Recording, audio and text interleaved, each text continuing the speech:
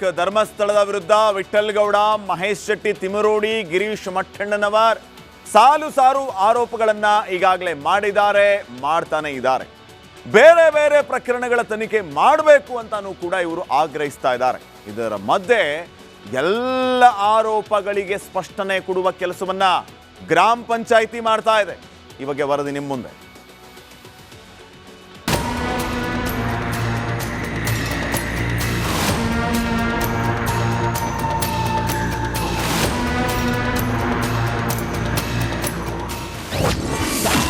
ಬಂಗ್ಲೆಗುಡ್ಡದಲ್ಲಿ ಮೂಳೆ ವಾಮಾಚಾರ ಆರೋಪ. ವಿರೋಧಿಗಳ ವಿರುದ್ಧ ಗ್ರಾಮ ಪಂಚಾಯಿತಿ ಮಾಜಿ ಅಧ್ಯಕ್ಷ ಕಿಡಿ. ಧರ್ಮಸ್ಥಳದಲ್ಲಿ ಮೊದಲು ಕಳೆಬರ್ರ ಸಿಕ್ಕಿರಲಿಲ್ಲ, ಆದ್ರಿಂದ ಆರೋಪ ಮಾಡಿದ್ದ ಚಿನ್ನಯ್ಯನನ್ನ ಜೈಲಿಗೆ ಹಾಕಲಾಗಿದೆ.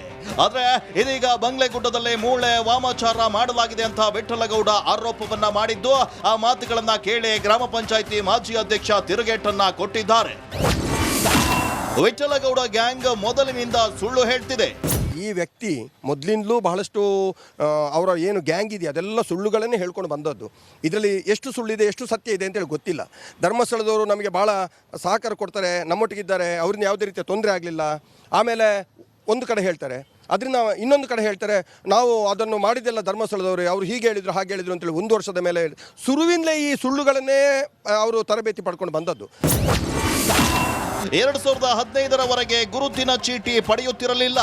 2000 ಸುಮಾರು 15-16ರವರೆಗೆ ಈ Aadhaar card, voter I D ಅಥವಾ ಯಾವುದಾದ್ರೂ ಗುರುತಿನ ಚೀಟಿ ಅಂತ ತಗೊಳ್ಳುವಂಥ ಪದ್ಧತಿ ಬಂದದ್ದು ನನ್ನ ಪ್ರಕಾರ ನಂತರ ಬಂದದ್ದು. ಅದಕ್ಕೆ ಮೊದಲೆಲ್ಲ ಏನಾಗ್ತಿತ್ತು, ಯಾರಾದರೂ ಬಂದು ನಮಗೆ ರೂಮು ಬೇಕು ಅಂತ ಕೊಟ್ಟಾಗ ಅವ್ರು ಯಾವುದ್ಯಾವುದೋ ವಿಳಾಸವನ್ನು ಕೊಡ್ತಾರೆ, ಎಲ್ಲೆಲ್ಲಿದ್ದೋ ವಿಳಾಸಗಳನ್ನು ಕೊಡ್ತಾರೆ. ಕೆಲವರು ಬಂದು ಸುಸೈಡ್ ಮಾಡಲಿಕ್ಕೆ ಅಂತ ಕೊಡ್ತಾರೆ. ಇದು ಧರ್ಮಸ್ಥಳದಲ್ಲಿ ಮಾತ್ರ ಅಲ್ಲ, ನಾನು ಹೇಳ್ತೀನಿ ಇಡೀ ಎಲ್ಲಿ ದೇಶದಾದ್ಯಂತ ಹೋದರೆ ಇಂಥ ಸಮಸ್ಯೆಗಳು ಎಲ್ಲ ಕಡೆ ಲಾಡ್ಜಿನವರು.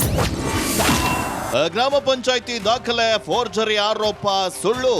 ಬೇರೆ ಬೇರೆ ಬಾಬು ಅವರು ಇರ್ಬೋದು, ಅವನೇ ಬರ್ದಿದ್ದಾನೆ ಅಂತ ಹೇಳುವಂಥದ್ದು ಶುದ್ಧ ಸುಳ್ಳು. ಇದರ ಬಗ್ಗೆ ನೀವು ಕೂಡ ವಿಮರ್ಶೆ ಮಾಡಬೇಕು. ಯಾಕೆಂತ ಹೇಳಿದರೆ ಇದೆಲ್ಲ ಅಷ್ಟು ಸುಲಭದಲ್ಲಿ ಆರೋಪ ಮಾಡುವಂಥದ್ದಲ್ಲ. ಹ್ಯಾಂಡ್ ರೈಟಿಂಗ್ ಎಕ್ಸ್ಪರ್ಟ್ಸ್ ಇರ್ತಾರೆ, ಅಥವಾ ಏನು ಅಲ್ಲಿಗೆ ಹೋಗಿ ಕಳಿಸಿದಾಗ ನಮ್ಮ ಲ್ಯಾಬಿನಲ್ಲಿ ಕೂಡ ಅದರ ಬಗ್ಗೆ FSLಗೆ ಹೋದಾಗ ಇದು ಕೂಡ ಬರ್ತದೆ. ಹಾಗಾಗಿ ಇದರ ಬಗ್ಗೆ ಅಷ್ಟು ಸುಲಭದಲ್ಲಿ ಆರೋಪ ಇದ್ದರೂ ಇದನ್ನು ಕೂಲಂಕುಷವಾಗಿ ತನಿಖೆ ಮಾಡಲಿಕ್ಕೆ ವಿಧಿವಿಜ್ಞಾನಗಳು ಇದ್ದಾವೆ. ಹಾಗಾಗಿ ಅವರು ಆರೋಪ ಮಾಡ್ತಿರೋದು ಖಂಡಿತ ಇದು ಸಾಧ್ಯ ಇಲ್ಲ. ಧರ್ಮಸ್ಥಳ ವಿರುದ್ಧ ಷಡ್ಯಂತ್ರ ಮಾಡಿದವರು ಸಿಕ್ಕಿ ಬಿದ್ದಿದ್ದಾರೆ. ಇದೀಗ ಮತ್ತಷ್ಟು ಆರೋಪ ಕೇಳಿ ಬರ್ತಾ ಇದ್ದು, ಈ ಪ್ರಕರಣ ಎತ್ತ ಸಾಗುತ್ತೋ ಕಾದ್ ನೋಡಬೇಕಿದೆ. ನಾಗೇಂದ್ರ ಬಾಬು, ರಿಪಬ್ಲಿಕ್ ಕನ್ನಡ, ಧರ್ಮಸ್ಥಳ. ಧರ್ಮಸ್ಥಳದ ವಿರುದ್ಧ ವಿಠ್ಠಲಗೌಡ, ಮಹೇಶ್ ಶೆಟ್ಟಿ ತಿಮರೋಡಿ, ಗಿರೀಶ್ ಮಠಣ್ಣನವರ್ ಸಾಲು ಆರೋಪಗಳನ್ನ ಈಗಾಗಲೇ ಮಾಡಿದ್ದಾರೆ, ಮಾಡ್ತಾನೆ ಇದ್ದಾರೆ. ಬೇರೆ ಬೇರೆ ಪ್ರಕರಣಗಳ ತನಿಖೆ ಮಾಡಬೇಕು ಅಂತಾನೂ ಕೂಡ ಇವರು ಆಗ್ರಹಿಸ್ತಾ ಇದ್ದಾರೆ. ಇದರ ಮಧ್ಯೆ ಎಲ್ಲ ಆರೋಪಗಳಿಗೆ ಸ್ಪಷ್ಟನೆ ಕೊಡುವ ಕೆಲಸವನ್ನ ಗ್ರಾಮ ಪಂಚಾಯಿತಿ ಮಾಡ್ತಾ ಇದೆ. ಈ ಬಗ್ಗೆ ವರದಿ ನಿಮ್ಮ ಮುಂದೆ.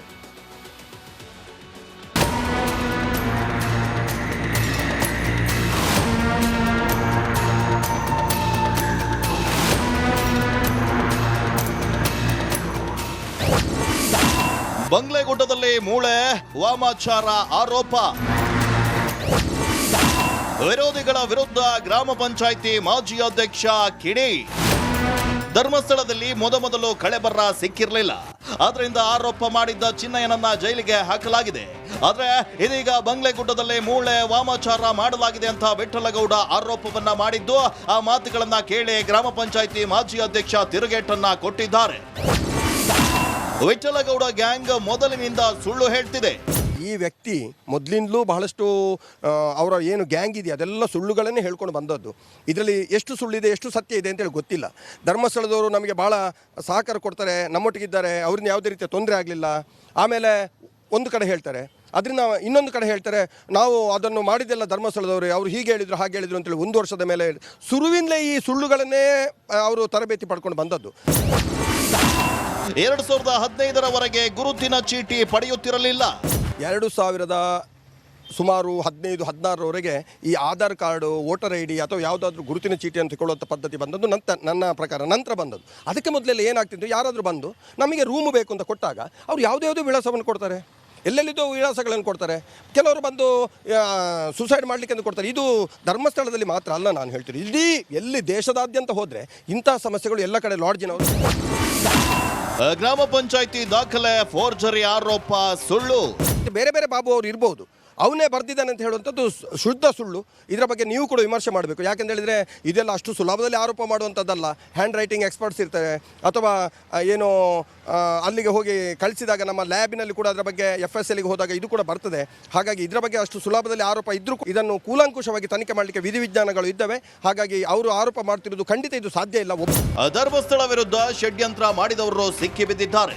ಇದೀಗ ಮತ್ತಷ್ಟು ಆರೋಪ ಕೇಳಿ ಬರ್ತಾ ಇದ್ದು ಈ ಪ್ರಕರಣ ಎತ್ತ ಸಾಗುತ್ತೋ ಕಾದ್ ನೋಡಬೇಕಿದೆ.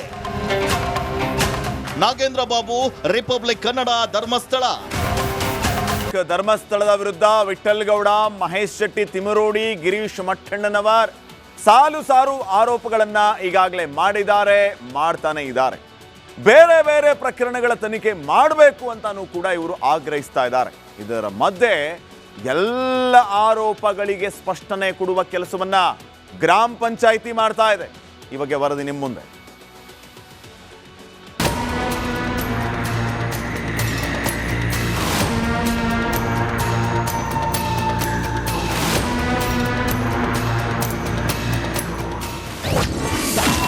ಬಂಗ್ಲೆಗುಡ್ಡದಲ್ಲಿ ಮೂಳೆ ವಾಮಾಚಾರ ಆರೋಪ.